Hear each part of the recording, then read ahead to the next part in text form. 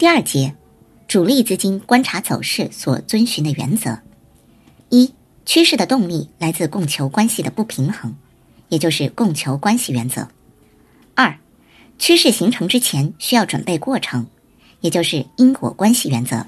三、成交量的增长没有使价格大幅增长，这是走势停止行为，也就是努力和效果原则。四、市场要是保持一种趋势，必须遵循现有的秩序。换句话说，只要这种秩序不被打破，趋势就存在，我们就可以安心持仓。我们先来看供求关系。供求关系是价格涨跌的基本元素。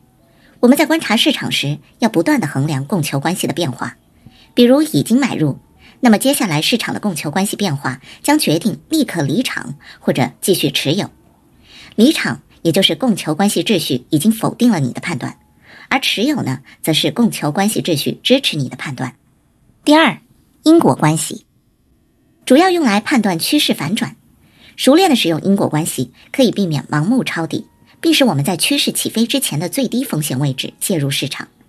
任何主要趋势在反转之前都需要一个过程，比如牛市之前的吸筹过程。没有这个过程，接下来形成的趋势不会持续太久。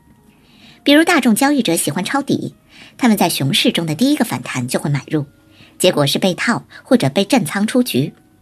他们失败的原因就是没有等到吸筹过程结束，这个过程就是因，后面产生的趋势就是果。三、努力和结果的关系。主要作用是告诉我们走势出现停止行为。努力是指成交量，也就是市场流入订单总量。结果是指价格的变动幅度，比如在支撑价位附近，我们怎么知道这个支撑是有效的，还是价格会突破呢？当我们看到价格接触支撑价位的时候，成交量突然扩大。此时如果价格范围很窄，比如短 K 线，这就是努力没有产生相应的结果。在熊市中，这么大量的卖单流入市场，但是价格却没有跌，说明价格下跌遇到了阻力。这种阻力来自需求，也就是大量的买单同时流入市场，截住了下跌的势头，这就是一种停止行为。努力和结果在卖盘操作中非常实用，特别是在阻力和支撑价位的时候，我们利用努力和结果的理论，可以提前知道后市的方向。